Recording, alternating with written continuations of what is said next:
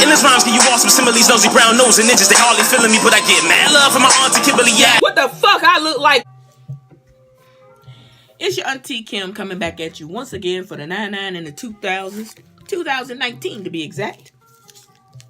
And like I promised, I said I was going to be doing more YouTube videos, which I think I'm getting kind of the swing of things.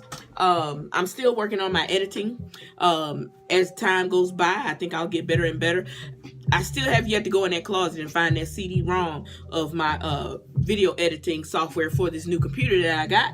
Y'all pray for me that I get the strength to get off my behind and go get that. Well, go find.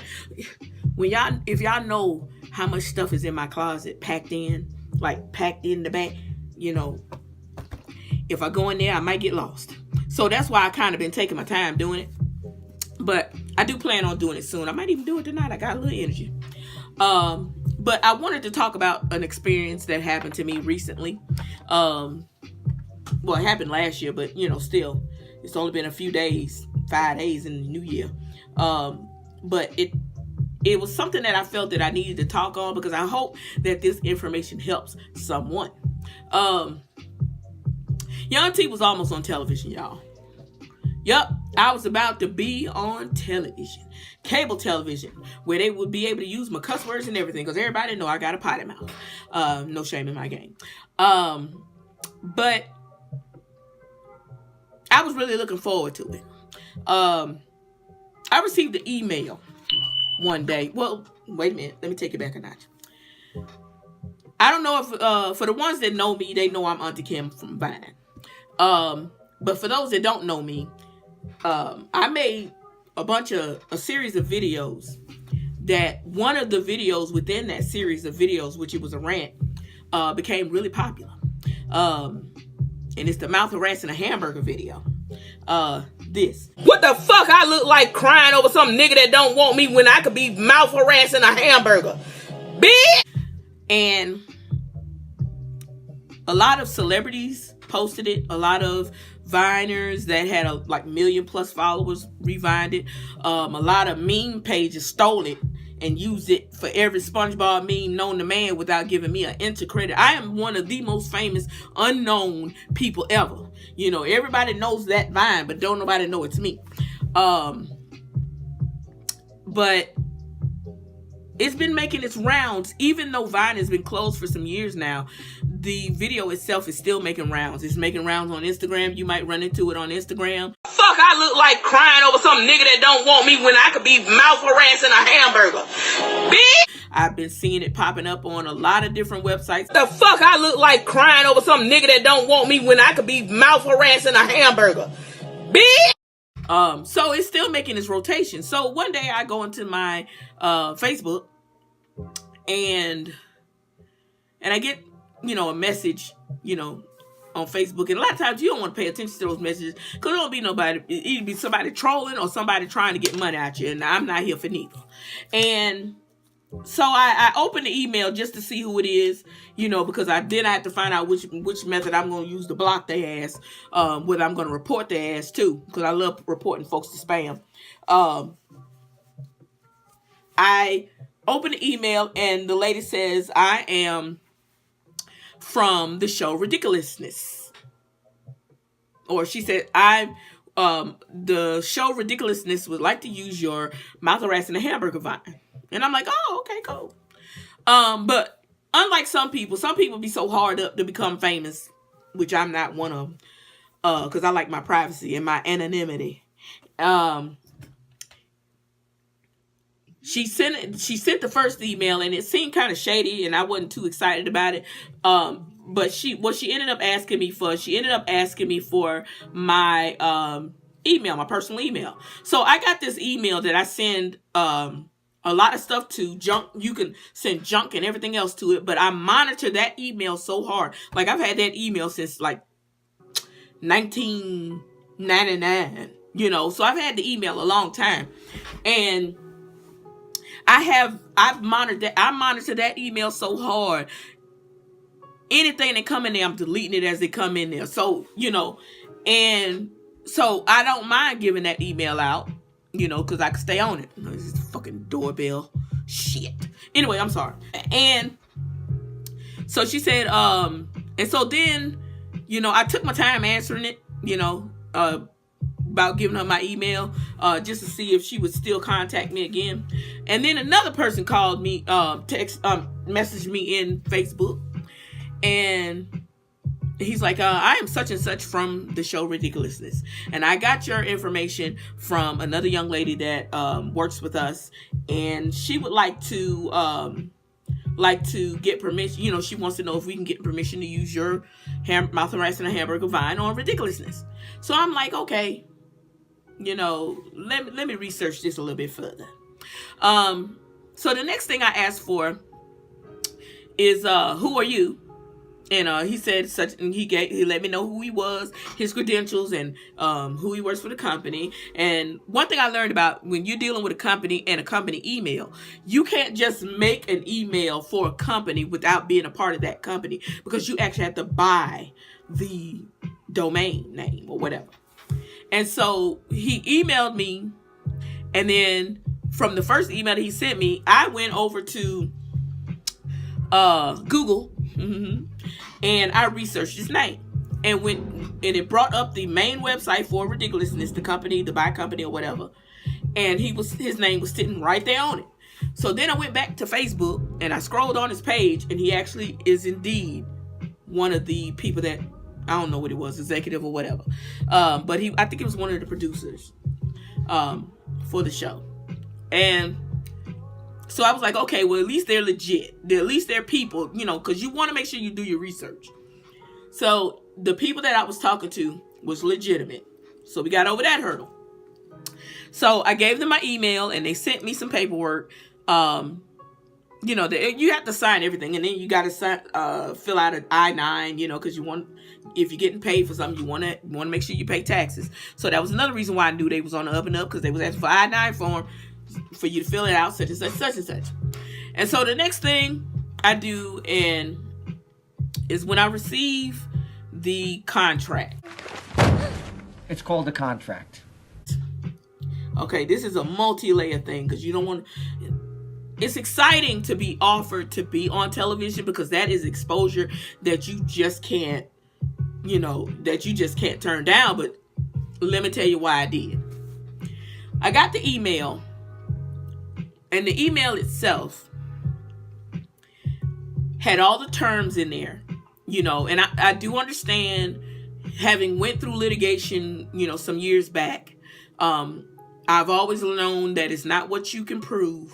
I mean, it's not what you say it is what you can prove. And the most important thing is you have to make sure you have documentation of that proof, so that no one can say, oh, well, no, this didn't happen. Because verbal agreements, they all right, but you really want to have something substantial, something visible or tangible people can see. So I was reading through the contract, and a lot of contracts period have a bunch of mumbo jumbo in it. It's a word super bullshit most of the time, and most of the time the contract is for whoever makes out the contract. It's meant to benefit them in the highest manner, without them having little to zero liability if anything were to go wrong, even if it was on their part. So a lot of times when you sign these contracts, you really got to read these motherfuckers. So, and in this day and age, there is no excuse for signing something without reading it. And if you don't understand it, ask questions. So the person from the company emailed me the contract. She was so nice and cordial and understanding. And that was one thing about the process that I really did appreciate. But that has nothing to do with the contract itself. So I wasn't rushing to sign anything just because this lady was nice to me. So as I'm reading the contract, words that I didn't understand, again, I Googled, go to dictionary.com, and because those words can get lengthy, those sentences can start flip-flopping, and like I said, the here-tos and wherefores and thou arts, and it got a little bit confusing. But I'm gonna tell you now, the little contract that they have you sign, the first couple of sentences, I couldn't even get past the first sentence, because the first sentence pretty much alluded to that if I sign that I-9 and I sign that contract and I shipped it on over to them, they would own the Mouth Harassing a Hamburger Vine in its entirety. And they could use it from now to the end of time. Forever, forever, forever, ever, forever, ever. And I'm not saying that to exaggerate. It said in the contract from now to the end of infinity. To infinity and beyond. It said the word infinity in that contract. They would own my likeness, the statement, everything in that video would belong to them, and they could use it on ridiculousness or anything that MTV wanted to use that thing on. So let me take it back a notch to the payments. Now, had they said, Kim, how about this? If we pay off all your student loans, can we own this video outright and be able to use it from now to the end of time? Yes, fuck yeah. I'd have signed that shit and that I-9, and I said, you send me in writing that you will pay every penny, and I mean penny, interest, all that, of my student loans. They could have had that hamburger, and I don't care if they played that bitch from now to 29,000. They would have had a customer in me. But first they lowball you, okay? And they wanted me to sign a contract to own the full rights to that video from now to infinity, to use across whatever platform on MTV they want to use it on. And they would own it outright, which means that if I went somewhere and so happens like I was on the news, like the other day I almost ended up on the news because they, the news, I was downtown and the news station was filming downtown, and she walked up to me and she asked me a question because I figured that's what they were interviewing people for if they had done a certain thing. I almost ended up on television. So just imagine if I had ended up on television and I had said, what the fuck if I had said any part of the Mouth Harassing a Hamburger Vine, and even though that was my original thought, me performing it, everything was me. If I had sold that thing to them and I made a mistake and got on TV and said even a portion of that, they could have sued me for my own shit. So, going back, for them to have my video in full ownership and use from now till infinity, they wanted to pay me $100. Mind you, if you look at a lot of these things that come out nowadays, these ideas that come out nowadays, someone can make a small phrase. Like, let me use the example. Where's the beef? Y'all remember Where's the Beef commercial for the Wendy's where they had the three little old ladies talking about, where's the beef? That slogan made a lot of sales for Wendy's. That slogan made those women money. The company itself made a lot of money and nobody else can use it but them unless they pay Wendy's for it. So just imagine if I said, okay, well, let me sell this to you for $100. And then they use it on the show Ridiculousness. And then 5 years down the line, all of a sudden I see swag with my face on it. I see a commercial with somebody impersonating me saying the same thing. Or I see somebody do a show and they use me. I will have sold all of that money, away for $100 little funky ass dollars. And can you imagine my old ass in the nursing home at 85 years old, getting pinched, and my diaper not changed on time, and a commercial come on TV, and somebody's saying, what the fuck I look like, crying over some nigga that don't want me when I could be Mouth Harassing a Hamburger, and I'm on this motherfucker in this bitch madder than a motherfucker, because that $100 just sold my soul, or at least sold that piece of me that was original, that was mine. So, I'm reading this letter, and I said, well, I'm going to pass by that, you know, because let me see what else this contract got to say. So I get to the next part of the contract, and the contract was just asking me for more blood and more blood and more blood. And I'm telling her, I'm like, wait a minute. I'll give you permission to use it for the show Ridiculousness. But any uses after that, you need to get permission, and you also need to pay me for every use, you know, because the original thing was you came to me and said you want to play it on Ridiculousness, and I was good with that. And if they were going to play it on the show just for Ridiculousness and that was it, and then anything after that, they would come back to me and we sign up another contract, then, you know, I would have done the little $100. But for $100 to own your, you know, intellectual property and then be able to use it as much as they want, slather it all over the internet and make money off of it hand and fist, which they can. You know, just because it may seem like something small and minute, you have to think. You got people that make millions of dollars off of an idea.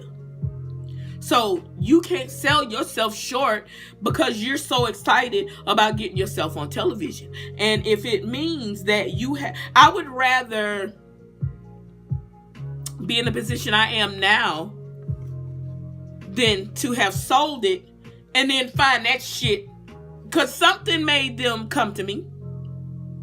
Something about it was enough for them to say, I want to put this on television. So that lets me know there's value in it. And then to turn around and sell it away for crumbs, can't do that. Now, again, like I said, if they wanted to pay off every penny of my student loans, they could have had that motherfucker. And they could post it from here to forever. That means I would never have another student loan on my damn credit report. That would be a blessing to me. That would take the gray out of my hair. You know what I'm saying? That would make me want to lose a little weight. Well, I want to lose a little weight, but still, you know. So, in emailing back and forth, I asked several questions. Why does it need to be owned in such totality? You know, why do you need to own it from here to kingdom come? And you just want to pay me $100. And in going back and forth, she finally came back to me with $300. So that let me know, you know, there was room for negotiation, but it was still a big fat ass lowball, and it was a big hot ass no from me. So as a result, you know, my video, you know, she understood. She said, I totally understand. She said, I would be the same way about, you know, if it's something that I owned. And I appreciate her being that understanding. Because, you know, most folks, when you tell them no, you could pretty much pick up on the attitude in their words and their letters. She didn't do that. She was kind. She was like, I totally understand. I'm the same way when I'm dealing with contracts or whatever. We're sorry that we're not going to be able to use it. We really did want to use it. But I appreciate you, you know, even considering it. And from this experience, that's one thing I do appreciate. I appreciate how respectful and honest she was with me. She was willing to explain to me what was going on and why they have to cover that, because as a large conglomerate type company, if, for example, if they posted on you know, on Ridiculousness, and then they have to post it somewhere else to advertise it, it's another company that may be editing that video, so they have to have rights to use it. So everybody has to fall under the blanket of MTV Network. So I understood that, but I didn't understand that from now to infinity and beyond. You know, you're not gonna Buzz Lightyear my video. Because I'm like this, if you want to use it from now to infinity, I need to get paid from now to infinity. Now, had she said, we'll pay you $300 every time we use it from now to infinity, it'll be on and popping. Shorty sway my way. But that wasn't the case. They wanted a $100 to $300 payment, and that's it. So I just couldn't do it, you know. And just going forward, any company that wants to use anything of mine, you know, we can discuss. I got a YouTube full of good information and stuff you can post on your shows, and folks will be cackling their little ass off. And I'm pretty original if you want me to put me on your show, because I'm Auntie Kim and this stuff is fresh off the dome. But we have to watch and be mindful of the we have to be mindful of the things that we give away, that we are so worried about not being found or not being discovered. I'm just past that point in my life. Now, if it was back when I was like 19, 20, I probably sold these rights away and been angry later. But I'm glad I'm the wiser woman that I am now. But if you have these companies that come to you about your property that come from Vine or whatever website you were on that you created this content, you have to guard that thing like a baby. You have to guard your shit like it's a child. You have to guard it like with your life, because it's pretty much, because you don't want to, you would rather it not have gone anywhere than someone else to have taken it and make millions off of it, and you only made $100 to $300. That is the stupidest position to ever be in your life. So I just wanted to talk on that a little bit.